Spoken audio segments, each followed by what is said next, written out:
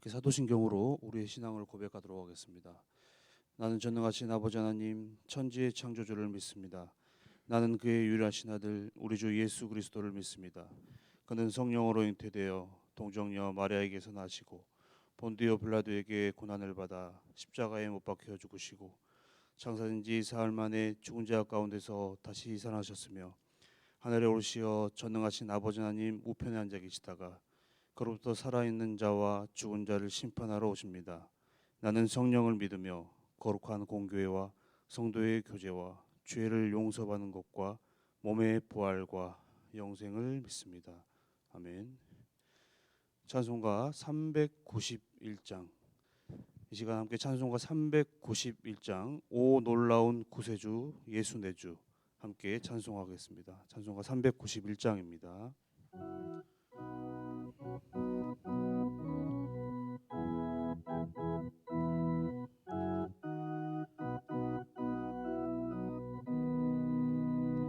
오 놀라운 구세주 예수 내 주 참 능력의 주시로다. 큰 바위 밑 안전한 그곳으로 내 영혼을 숨기시네. 메마른 땅을 종일 걸어가도 나 피곤치 아니하며 저 위험한 곳 내가 이를 때며 큰 바위에 숨기시고 주 손으로 덮으시네. 오 놀라운 구세주 예수 내 주 내 모든 짐 벗기시네. 죄악에서 날 끌어 올리시며 또 나에게 힘 주시네. 메마른 땅을 종일 걸어가도 나 피곤치 아니하며 저 위험한 곳 내가 이를 때며 큰 바위에 숨기시고 주 손으로 덮으시네. 증량 못할 은혜로 채우시며 늘 성령에 감아주사 큰 기쁨 중 주님을 찬양토록 내 믿음을 도우시네. 메마른 땅을 종일 걸어가도 나 피곤치 아니하며 저 위험한 곳 내가 이를 때면 큰 바위에 숨기시고 주 손으로 덮으시네. 주 예수님 공중에 임하실 때 나 일어나 맞이하리. 그 구원의 은총을 노래하리. 저 천군과 천사 함께 메마른 땅을 종일 걸어가도 나 피곤치 아니하며 저 위험한 곳 내가 이를 때며 큰 바위에 숨 손으로 덮으시네. 아멘. 이 시간 하나님께서 이 시간 우리에게 주신 말씀은 창세기 46장의 말씀입니다. 창세기 46장 28절부터 마지막 34절까지의 말씀입니다.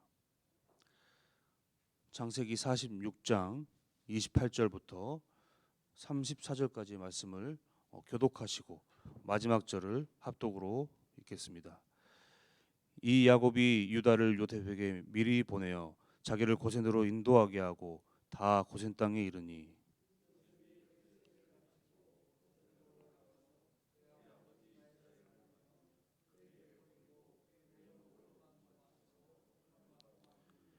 이스라엘이 요셉에게 이르되 네가 지금까지 살아 있고 내가 네 얼굴을 보았으니 지금 죽어도 족하도다.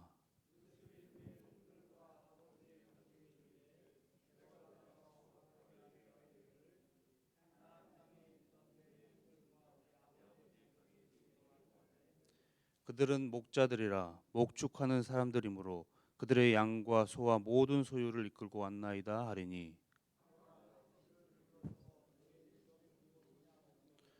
당신들은 이르기를 주의 종들은 어렸을 때부터 지금까지 목축하는 자들이온데 우리와 우리 손조가 다 그러하니이다 하소서.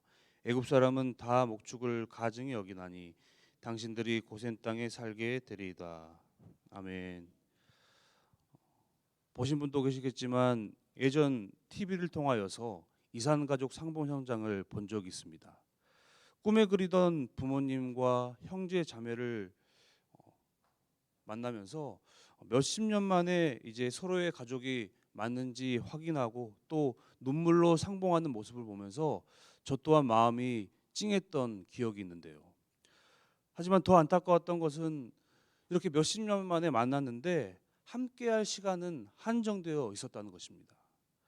꿈 같은 그 며칠의 시간이 화살처럼 빠르게 지나가고 가슴 아픈 작별의 현장을 보면서 저 또한 눈물을 흘렸습니다.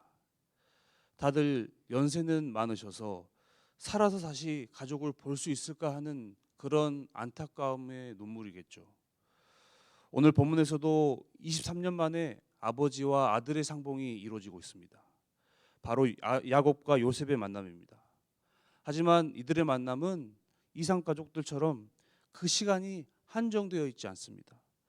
더 이상 떨어지지 않아도 되는 축복의 만남인 것이죠.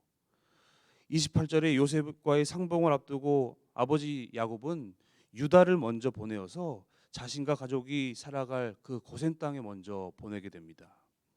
이 장면은 어떤 장면을 떠오르게 합니까? 창세기 32장에서 야곱이 형 에서를 먼저 가서 만나지 않고 누구를 보내죠? 자신의 일꾼들을, 자신의 사자들을 먼저 보낸 장면을 떠오르게 합니다. 이를 보면 여전히 나이가 들었지만 주도 면밀한 야곱의 그 성격을 우리가 확인할 수 있는데요. 여기서 또 가족을 대표하여서 하필 유다가 간 것이 눈에 띕니다. 전에 요셉을 종으로 팔 때 유다가 말하죠. 동생을 죽이는 것이 우리에게 무슨 유익이 있을까? 죽이지 말고 차라리 팔아버리자. 이렇게 이야기하면서 아버지 야곱과 요셉을 나누어 놓는데 앞장섰던 유다였습니다. 그러나 아이러니하게도 이번에는 반대의 역할로서 이 두 사람의 만남을 위해서 먼저 움직이고 있는 것이죠. 그렇게 고센에서 130세의 아버지와 39살의 아들이 23년 만에 만나게 되었습니다. 얼마나 감격스럽고 기뻤을까요? 그들은 껴안고 한참을 울었습니다.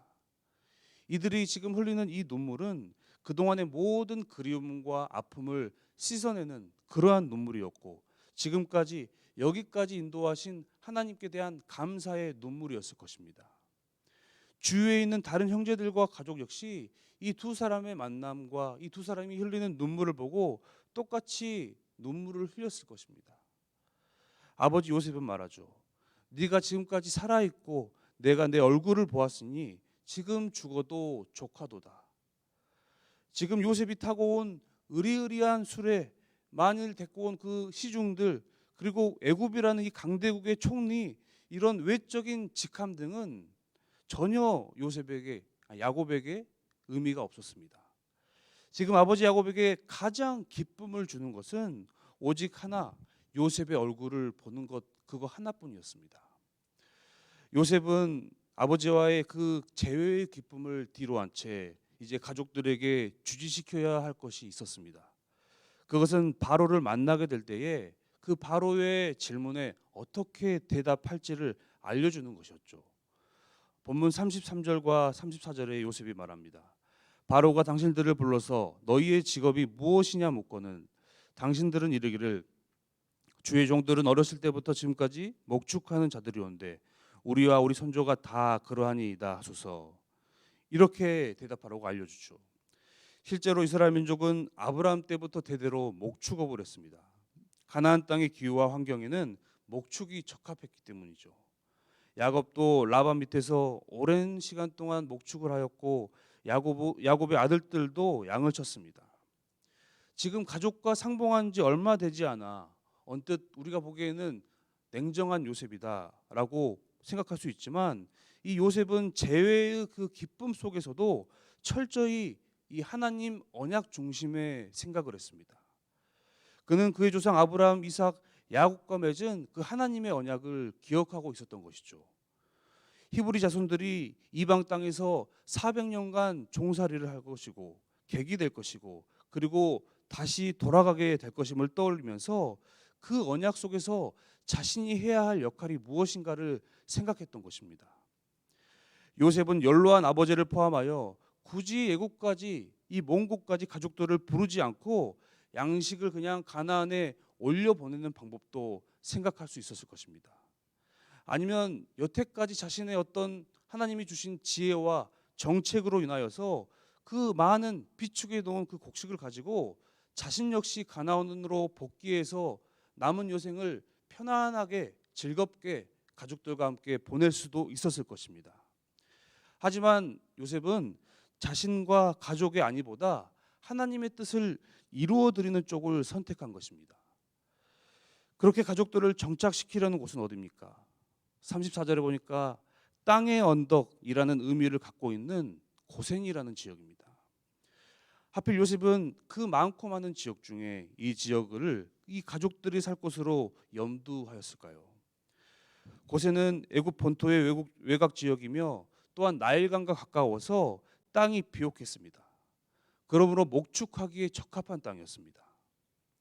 그리고 까마득하게 여겨질 수 있지만 이제 400년 후에 하나님의 그 약속하신 때가 다가온다면 그리고 출애굽할 때 다시금 그들의 본향인 가나안으로 돌아갈 때 출애굽하기 용이한 그런 지역이었습니다. 가장 중요한 것은 이 고생 땅이 애굽의 생활 방식과 문화에 영향을 덜 받을 수 있었던 그런 곳이었습니다. 바로 구별된 삶을 살 수 있게끔 도와주는 지역이었습니다. 이를 알고 있는 요셉은 가족이 이 고센 땅에 정착해서 애굽 민족과 섞이거나 또한 이방 문화에 그들 또한 동화되지 않도록 계획했던 것이죠. 그렇게 된다면 이 야곱의 후손들은 이방 땅에서도 하나님 중심의 신앙을 이어갈 수 있었을 것입니다. 또한 요셉은 자신이 태어났고 하나님이 택하신 이 가나안 땅을 소망하는 삶을 살았습니다. 이제 창세기 50장 25절에 보면 요셉이 이스라엘 자손들을 향해 유언하는 장면을 기록하고 있습니다. 그때 이렇게 말하죠. 자신의 해골을 너희의 후손이 가나안 땅에 다시금 돌아갈 때 가져가 달라고. 그리고 110세에 애굽에서 눈을 감습니다. 17세에 애굽으로 팔려온 이후에 110세의 나이가 될 때까지 가나안보다 애굽에서 훨씬 더 오랜 시간, 오랜 인생을 살았는데 그리고 거기에 묻힐 수도 있었습니다. 총리로서 크고 화려한 무덤을 소유할 수도 있었을 것입니다.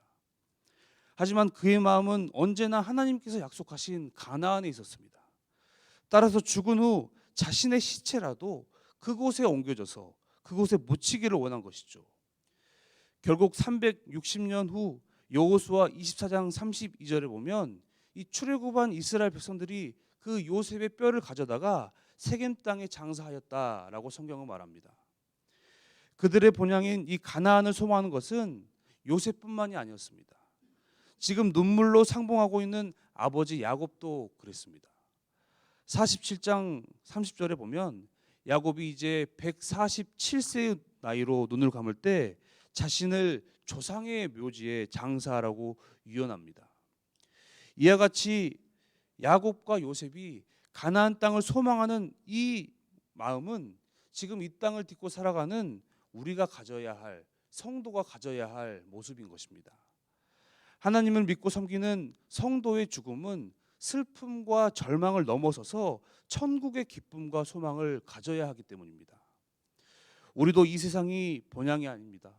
이 땅이 익숙하고 좋은 사람들이 있고 모든 것이 다 준비되어 있고 갖춰진 듯해 보여도 우리의 본향은 이 땅이 아니라 하늘에 있기 때문입니다.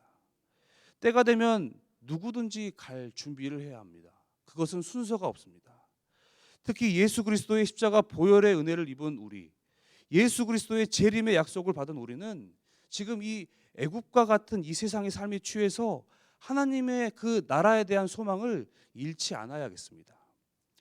야곱과 요셉이 죽는 당시 그들은 비록 지금 애굽에 장사되었다고 할지라도 후손들에 의해 출애굽하여 그 하나님이 약속하신 가나안 땅에 입성할 그때를 믿음으로 바라보았습니다. 지난날 어린 그 요셉의 말도 안 되는 꿈을 지금 실행시키신 그 하나님의 언약을 계속해서 굳건히 붙잡고 있었던 것입니다. 자신들의 무덤을 그 약속의 땅에 갖다 놓으면 자손들도 끊임없이 우리의 본향은 이 가나안 땅이 아니라 우리 조상들이 묻힌 우리가 돌아가야 할 곳은 저 가나안 땅이구나 하는 그런 생각, 그런 믿음을 가질 수가 있었습니다. 이처럼 비록 우리의 생애 중에 예수 그리스도의 다시 오심이 이루어지지 않는다고 할지라도 지금 야곱과 요셉이 앞으로 그러했던 것처럼 그 자신들의 후손을, 그 신앙을 후손들에게 전수하는 일에 우리는 소홀히 하지 않아야 할 것입니다. 다음 세대를 위해 나와 우리 가족은 어떤 신앙의 길을 걷고 계십니까? 어떤 신앙의 유산을 흘려보내고 계십니까? 우리는 이 땅에 살며 믿음으로 살면서 우리를 부르실 그날까지 하늘을 소망하는 삶을 살아야 할 것입니다. 오늘 하루 하나님께서 여러분 각자에게 허락하신 그 고센의 땅에서 거룩하게 구별되고 거룩한 소망을 간직하는 저와 여러분의 삶이 되기를 주님의 이름으로 축원합니다. 함께 기도하겠습니다.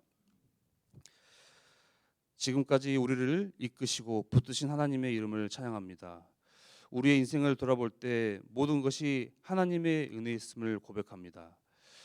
여기까지 이끌어 주셨던 것처럼 아버지, 우리의 삶 마지막 그 순간까지 하나님의 그 약속을 믿고 하나님께서 인도하시는 그 언약의 그 말씀들을 우리가 신뢰하며 나아갈 수 있도록 인도하여 주시옵소서. 하나님께서 나에게 허락하신 지금의 이 영적 고센의 땅에서 세상 사람들과 함께 동화되는 삶이 아니라 구별된 자로서 하나님을 찬양하고 하나님께서 나에게 맡겨주신 그 십자가의 길을 잘 감당할 수 있도록 주님 역사하여 주시옵소서. 감사드리며 예수님의 이름으로 기도합니다. 아멘. 오늘 시간 함께 기도하실 때 오늘 말씀을 생각하시면서 아버지, 하나님께서 우리에게 허락해 주신 그 영적 고생의 땅에서 구별될 삶을 살 수 있도록 주님 인도하여 주시옵소서.